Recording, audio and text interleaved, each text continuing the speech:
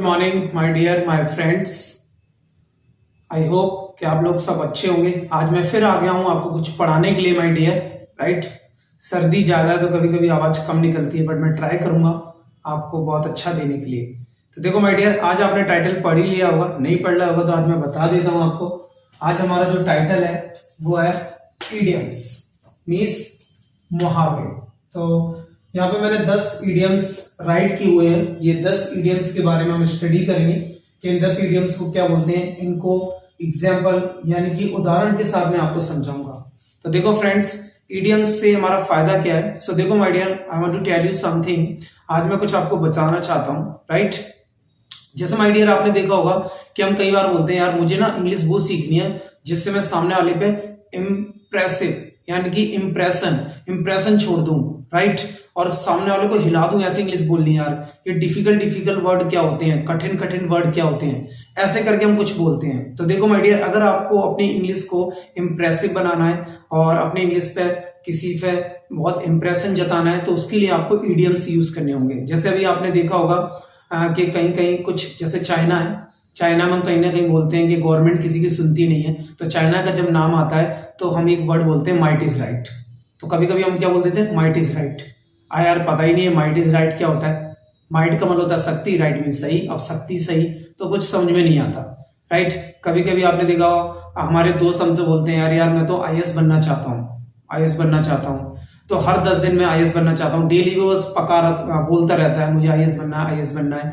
Right, तो कभी कभी हम जब कोई बोलता है आईएएस बनना है तो कभी कभी हम क्या बोल देते हैं, बार्किंग डॉग्स सेल्डम बाइट। अब आप क्या कहोगे, बार्किंग डॉग्स सेल्डम बाइट क्या होता है। तो देखो माय डियर, अगर आप अपनी इंग्लिश में चांद लगाना चाहते हैं, अपनी इंग्लिश को अच्छा बनाना चाहते हैं तो आपको इडियम्स की प्रैक्टिस होना जरूरी है।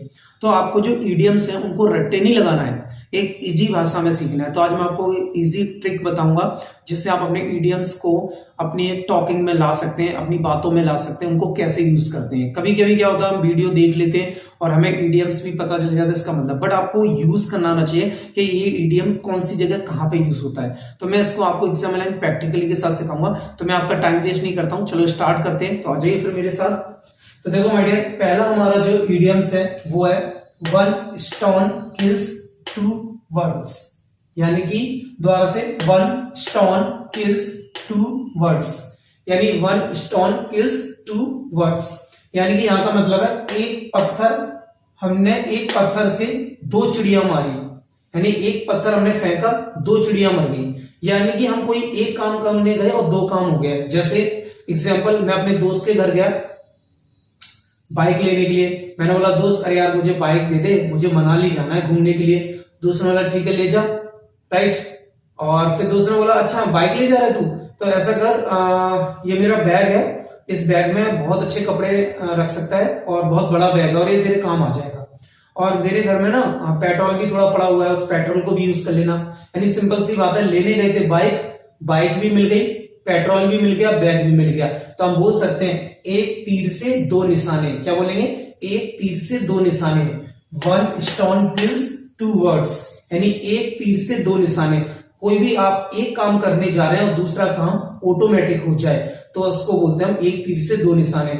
जैसे आप इंटरव्यू देने गए और इंटरव्यू में आपने देखा जो आपका एचआर है वो इंटरव्यू आपका ले रहा है। राइट, बट जैसे ही दूसरा एचआर आया इंटरव्यू में, आपने क्या देखा, वो आपका दोस्त है, तो आपने बोल दिया एक तीर से 2 निशाने। मैं तो इंटरव्यू देने गया था, मेरा दोस्त भी मिल गया।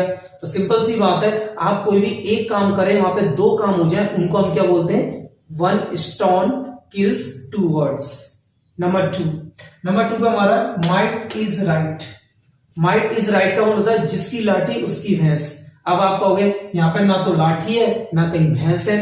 तो इंग्लिश ऐसा नहीं है कि इंग्लिश में एक कहावत है, what is written that is not spoken, और what is spoken that is not written. यानी इसका मतलब है जो लिखा जाता है बोला नहीं जाता, जो बोला जाता है वो लिखा नहीं जाता है। तो सिंपल सी बात है कि इंग्लिश में हम टेंस से नहीं सेंस से इंग्लिश सीखते हैं। बार बार वही लाइन आ जाती है सेंस, यानी इंग्लिश में सेंस होना बहुत जरूरी है। तो देखो माइट का मतलब होता है शक्ति और राइट मीन्स सही, यानी जिसके पास पावर है वही सही है, यानी जिसकी लाठी उसकी भैंस। जैसे एक रोड पे एक कार वाला जा रहा है और एक साइकिल वाला जा रहा है। कार वाले ने साइकिल वाले को हिट कर दिया उसके बाद कार में भी स्क्रैच आ गए और साइकिल वाला गिर गया। अब वो कार वाला उतर के उस साइकिल वाले को पीटने लगा, उसकी कॉलर पकड़ ली, लड़ाई करने लगा उससे और उसको जबरदस्ती इंसिस्ट करने लगा कि तूने गलती की है, तूने गलती की है। तो वहां पे तुम खड़े हुए हैं तो तुमने इंग्लिश में बोल दिया माइट इज राइट, यानी जिसकी लाठी उसकी भैंस, राइट। तो आपने वो पावर इसलिए दिखाई क्योंकि बेचारा वो साइकिल वाला है और वो कार वाला है, तो कार वाले की पावर ज्यादा है, यानी जिसके पास पावर होती है वो अपना शक्ति प्रदर्शन ज्यादा दिखाता है, राइट। उसके बाद हमारा होता है third, it takes to make a quarrel, it takes to make a quarrel, यानी कि इसका मतलब होता है एक हाथ से ताली नहीं बजती। अब यहाँ पे ना तो हाथ है ना ताली है, तो यही तो इंग्लिश है, यही तो लॉजिक है, यही तो सेंस है, यानी एक हाथ से ताली नहीं बजती। इसको यूज कहां पे करना है? जैसे घर में आप हो और आपकी भाई से लड़ाई हो गई, आप और आपके भाई से लड़ाई हो गई, आप दोनों की। घर पे पापा आते हैं और पापा आपको ही डांटते हैं, तो आपने बोला पापा इट इज नॉट फेयर, ये सही नहीं है, because it takes to make a quarrel, यानी कि पापा एक हाथ से ताली नहीं बजती है। मान के चलो मैंने 100% गलती की है, तो ऐसा तो नहीं है भाई ने नहीं की होगी, भाई ने भी गलती की होगी। जैसे एग्जांपल है, जैसे ताली दो हाथ से बजती है, अगर मैं एक हाथ को कोशिश करूं दूसरे हाथ को लेके जाऊं तो ताली नहीं बजेगी ना, तो बोलते हैं it makes to make a quarrel, it takes to make a quarrel, यानी कि एक पर्सन दूसरे पर्सन से जब लड़ता है ना तो वो अकेले नहीं लड़ता, उसको कोई ना कोई चाहिए। तो ये बात आप जब बोल सकते हो जब दो गुटों में लड़ाई हो और एक पर्सन को ज्यादा बोला जा रहा है, तो आप इस इडियम्स को वहां पे यूज कर सकते हैं कि एक हाथ से ताली नहीं बज सकती, यानी एक व्यक्ति की गलती नहीं रही होगी। इसका बाद हमारा number 4, barking dogs seldom bite, यानी कि सेल्डम का मतलब होता है कभी कभी, कभी कभी, राइट। यानी कि सिंपल सी बात है, बार्किंग डॉग्स सेल्डम बाइट, यानी इसका मतलब है कि जो गरजते हैं वो बरसते नहीं, यानी जो गरजते हैं वो बरसते नहीं। Barking dogs seldom bite. कभी आपने नोटिस किया होगा, आप रोड पे कहीं जा रहे हैं और जो डॉग है वो जोर से भौंक रहा है, तो ऑलरेडी वो भौंक रहा है, तो जब वो भौंक रहा है तो उसने तुम्हें इंडिकेट कर दिया। तो जो भौंकते हैं ना डॉग वो कभी कभी काटते हैं, मींस जो कभी कभी मींस काटेंगे तो ठीक है, नहीं काटेंगे तो ठीक है। तो सेम जो गरजते हैं वो बरसते नहीं है, यानी बादल तुमने देखा होगा बहुत ज्यादा गरज रहा है लेकिन वो बरसेगा नहीं, राइट। तो ऐसे हम बोल सकते हैं जो व्यक्ति आपके ग्रुप में है और बार बार बोला मैं ये कर दूंगा वो कर दूंगा वो कर दूंगा, तो वही वाली बात है कि जैसे आपने कभी कभी देखा होगा अमेरिका सबको आंख दिखा रहता है, मैं ये कर दूंगा वो कर दूंगा, तो वहां पे हम कहावत बोल सकते हैं बार्किंग डॉग्स सेल्डम बाइट, यानी जो गरजते हैं वो बरसते नहीं है, यानी जो ज्यादा दिखावा करते हैं वो कुछ नहीं कर पाते, यानी जो करने वाला तो चुपके से करता है, ठीक है। तो ये कहावत वहां पे आप बोल देंगे जो ज्यादा दिखावा कर रहा है बट कुछ ना करता हो। नंबर 5, टिट फॉर टैट, ये तो हम मोस्टली आप यूज करते ही होंगे कि टिट फॉर टैट का मतलब क्या होता है? जैसे को तैसा, जैसे को तैसा आप समझ लें। जैसे आपका दोस्त आपके पास आया कि भैया मुझे ना अपनी बाइक दे दो, यार अभी तो मेरे पास नहीं है। 2 महीने बाद तुम गए कि भैया अपनी बाइक दे दो, मेरे पास नहीं है, यानी टिट फॉर टैट, जैसे को तैसा, यानी जैसी करनी वैसी करनी, जैसा तुम करोगे वैसा तुम्हें मिलेगा। तो ये कहावत वहां पे यूज कर सकते हैं, टिट फॉर टैट। इसका नाम होता है number 6, a honey tongue heart of gall. तो गाल का मतलब होता है नफरत, एक तरह से नफरत या घृणा, बड़ा जैसे घृणा बोलते हैं, नफरत बोलते हैं, यानी तुम्हारे जो गाल है उसमें नफरत है, यानी राइट। तो गाल का मतलब घृणा बोल सकते हैं, घृणा या नफरत। तो सेंटेंस पहले सॉरी इडियम को समझेंगे। आ हनी टंग हार्ट ऑफ गाल, यानी मुख में राम बगल में छुरी, मुख में राम बगल में छुरी, यानी कि आ हनी टंग हार्ट ऑफ गाल, यानी कि मुख में राम है, राम राम, बगल में छुरी है, यानी मुंह पे तुम्हारी तारीफ और पीछे से तुम्हारी नफ, यानी तुम्हारी बुराइयां हो रही हैं। तो यानी कि हम यहां पे वो चीज बोल सकते हैं, आ हनी टंग हार्ट ऑफ गाल, यानी इसका मतलब होता है मुख में राम बगल में छुरी, यानी कि जो गाल है, यानी कि जो तुम्हारा मुंह है उसमें राम है बट तुम्हारे दिल में घृणा है। तो ऐसे बहुत सारे लोग होते हैं जो मुंह पे तुम्हारी तारीफ करेंगे, पीछे से तुम्हारी बुराई करेंगे। तो वहां पे तुम एक इडियम्स यूज कर सकते हैं, आ हनी टंग हार्ट ऑफ गाल, यानी मुख में राम बगल में छुरी।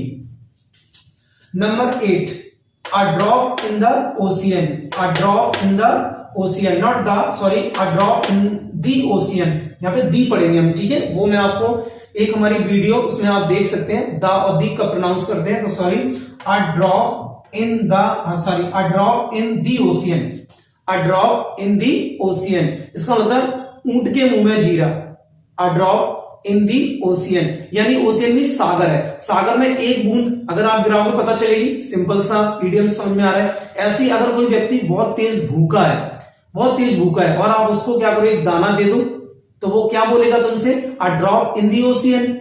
सपोज मुझे 2 लाख की जरूरत है और आपने बोल दिया सर आप 2 रुपए ले लो, a drop in the ocean, यानी कि जिसको ज्यादा जरूरत है उसको आप कम दे रहे हो, यानी कि जिसको मींस 10 पेंसिल की जरूरत है उसे आप 1 पेंसिल दे रहे हो, तो वहां पे बन जाता है a drop in the ocean, ऊंट के मुंह में जीरा। ये कहावत आप वहां पे यूज कर सकते हो, जिसको ज्यादा की जरूरत है उसे कम मिल रहा है। इसके बाद आता है नंबर